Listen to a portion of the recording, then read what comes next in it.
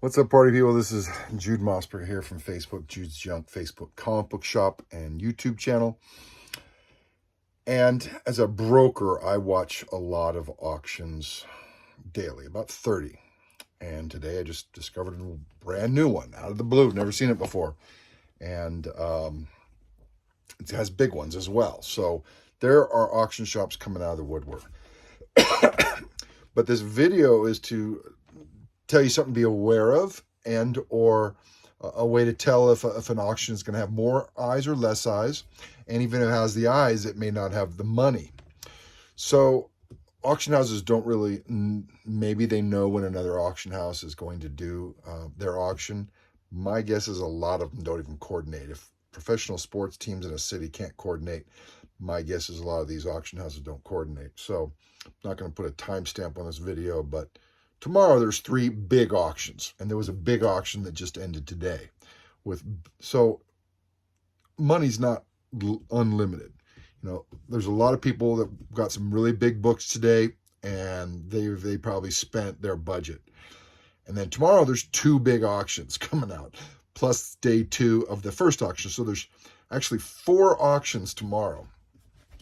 This doesn't happen a lot. Usually they're staggered 1 or 2 days apart. Sometimes I'll have 2 auctions on the same night and I have to toggle. I'm going to have a difficult time tomorrow night because I have 1, 2, 3. I have maybe 3 auctions. Yeah, I don't want to exaggerate. 3 auctions going on tomorrow night.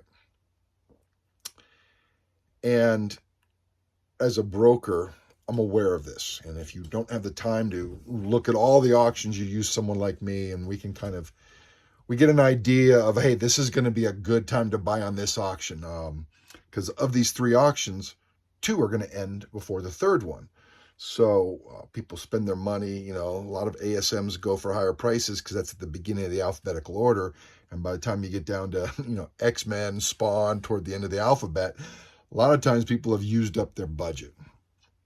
So just something to be interestingly aware of is when these auction houses schedule it during a Super Bowl or during some special event where everybody's out, 4th of July.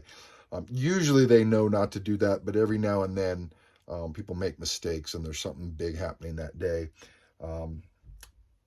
But I just have a feeling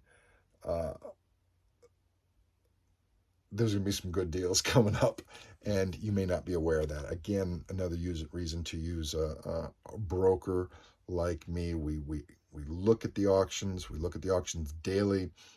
There's rules for each little auction. Minimum bet, issues with tax, issues with buyer's premiums. Some places have different buyer's premiums depending on how you pay. I know one place that has 3 different buyer's premiums depending on if you put an auction in bid over here, or if you put an auction bid over here, or if you call in. They all have 3 different ways to have the buyer's premium.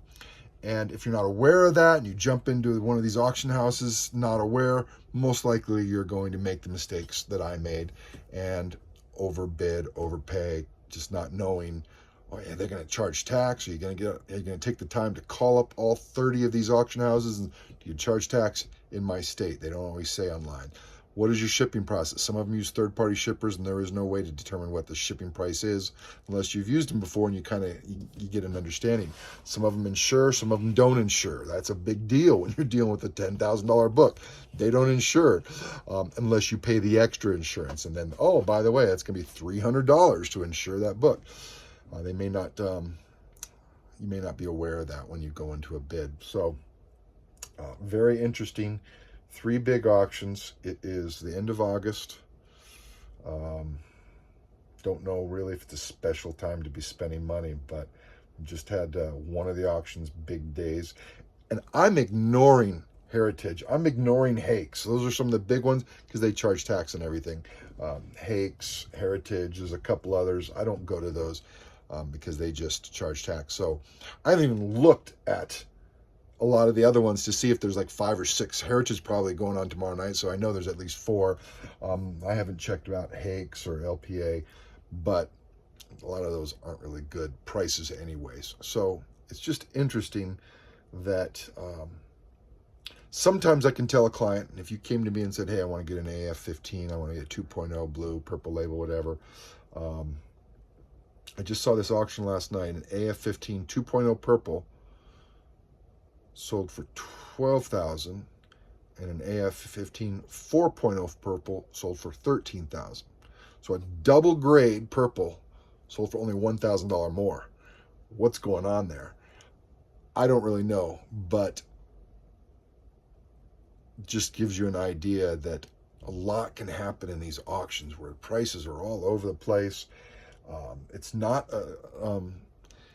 like this stock market where everybody knows all information, and it's we're not like the stock market. Most people can't handle being an auction on 4 different sites at the same time. It takes a lot of work. You need to know every single auction rule down to the T. You can't be figuring it out, especially when the seconds get down and you're stressed out. One auction is enough to make a lot of people stressed, but doing with 4, and maybe you have a watch list of 100 items on all 4. I know a lot of people might not, but I might have 100 items I'm watching on all 4. So I'm watching 400 over a 5-hour period. And you're double checking prices, and then just because it says, wow, why is this going so cheap? Oh, because there's one cheap over on my comic shop, even though it's way below GPA. Okay, I don't want to buy it for 70% of fair market value because there's already one for sale at 70% of recent fair market value. So there's a lot of jumping around back and forth and trying to keep track and what's going on tomorrow night with these, at least 4 auctions, and I've been doing this a couple of years, will be one of the busier nights. So I have to be prepared. I have to whittle down what I'm looking at. I have some clients that are looking at some big books, and there's actually the same big book back-to-back days on 2 different auction sites. In fact, I got to go find where that other one. Oh yeah, 6 auctions in a 3-day span that are overlapping. There's just not that much money to go around. The pie's not that big. These auction houses can't be overlapping. And whoever got in yesterday, Saturday's not a good day to do an auction. But someone does their auction Saturday night, a lot of money's got spent. Then the auction happens on Sunday night. More of the big money, I'm talking the bigger books, are usually the first day of the auctions. I just think I'm going to get some really good deals. So I told my wife I need to get some more money out because there's some big auctions coming up. So just a little insight of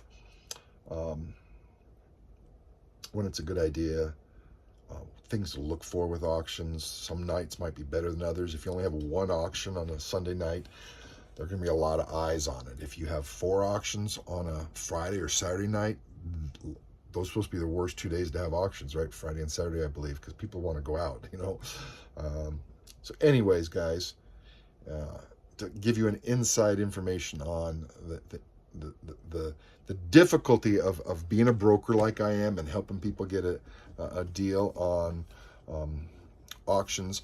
I actually was going to go find a book for a guy tonight, a big book, and we've been looking for it for 6 months, and so we were going to bid X. Well, I just looked on GPA, and last sale was X plus 20%. So sometime in the last 6 months, one sold on a reported website, because not all these auction houses report their sales, but one sold, and it went for 20% more than we were hoping to bid. So I'm like, oh man, we might have to bid more if we really want that book, or you let it go. Anyways, the world of auctions is intricate, involved, and we're here to help you out. Happy hunting, guys.